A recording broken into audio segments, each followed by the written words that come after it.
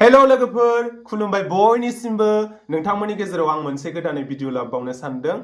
नोंथांमोनहा भिडिअनि थाम्बनेल आरो टाइटेलखौ नायनानै बयबो मिथिखाबाय जानो हागौ भिडिअआ मानि सायाव जागोन आरो नोंथांमोनहा बयबो मिथिखायो जानो हागौ इउटिउबआव 1 लाख एबा 100K साबस्क्राइबार्स जायोब्लाथाय इउटिउबनिफ्राय सिलभार प्ले बाटनखौ हरो होननानै।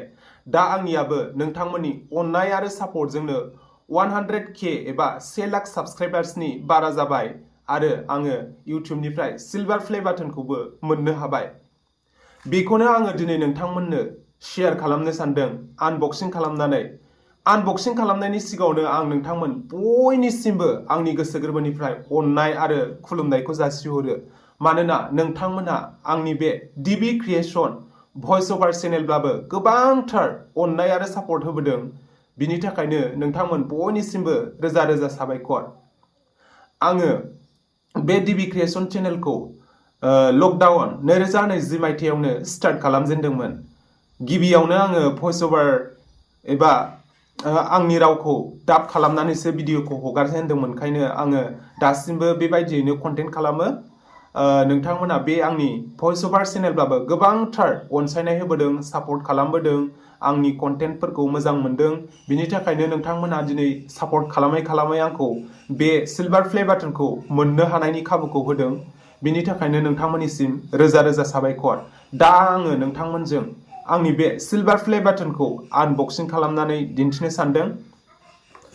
बेखौ मोननायाथ' आङो एसे गोबावानो जाबायमोन, नाथाय आं नोंथांमोनजों भिडिअ खालामनानै दिन्थिनो होननानैनो दोनबाय थादोंमोन। थारमाने आंथ' ओरैनो खेवनानै नायखांखाबायमोन, थेवब्लाबो नोंथांमोननो आङो दिनै आनबक्सिं खालामनानै दिन्थिनोसै।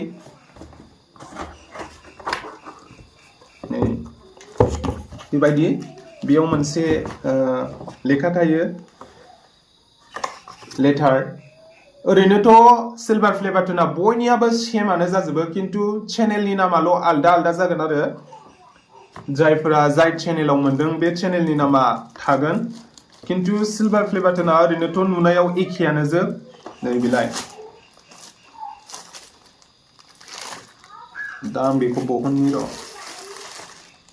बिलाय बेयाव लिरनाय दङ नै, प्रेजेन्टेड टु डिबि क्रिएशन फर पासिं 1 लाख साबस्क्राइबार्स। बिलाय बेखौ आङो नोंथांमोननि अननाय आरो सापर्टजोंनो मोननो हादों। बिनि थाखायनो आं नोंथांमोननो बे सिलभार प्ले बाटनखौ डेडिकेट खालामो, जाहाथे नोंथांमोना आंखौ इयुनावबो बेफोरबायदिनो सापर्ट खालामलांबाय थायो, आंनि कन्टेन्टफोरखौ नायबाय थायो। बिनि थाखायनो नै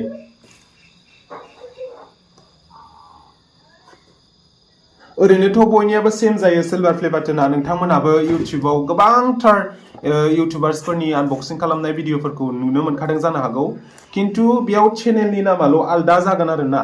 बयनियाबो सेमानो जायो सिलभार प्ले बाटना नुनायाव, खिन्थु चेनेलनि नामा आलदा जायो। आंनिया डिबि क्रिएशन चेनेलनि थाखाय मोनदों, बेखायनो डिबि क्रिएशन। बेलाय आरो नोंथांमोननो जोबनायाव आं बेखौनो बुंनो सानो, नोंथांमोना आंनि बे डिबि क्रिएशन चेनेलखौ बयबो अनसाय, इयुनावबो बेबायदिनो नाय, सापर्ट खालाम। आरो बेजों लोगोसेनो आं मोनसे नोंथांमोनजों शेयार खालामनो सानदों। आङो ब्लगिं चेनेलबो मोनसे खुलिदों। बेयाव आङो गोबावजों खनसे ब्लग भिडिअबो हगारो। दा नोंथांमोना साइडआव नुनो मोनदों नै, देरहा बसुमतारी, बियो आंनि ब्लग चेनेल। बेखौबो नोंथांमोना जाहाथे बयबो अनसायनाय हो, सापर्ट खालाम। बेयाव आङो माब्लाबा ब्लग भिडिअ खालामनानै हगारगोन। नोंथांमोना बे चेनेलखौबो बयबो सापर्ट खालाम, बयबो साबस्क्राइब खालाम। डिसक्रिपसनाव नोंथांमोनहा बे ब्लग चेनेलनि लिंकखौ मोननो हागोन। नोंथांमोनहा थांनानै बयबो साबस्क्राइब खालामहैदो, बयबो भिडिअफोरखौ नायदो, कमेन्ट खालामदो माबायदि मोनो।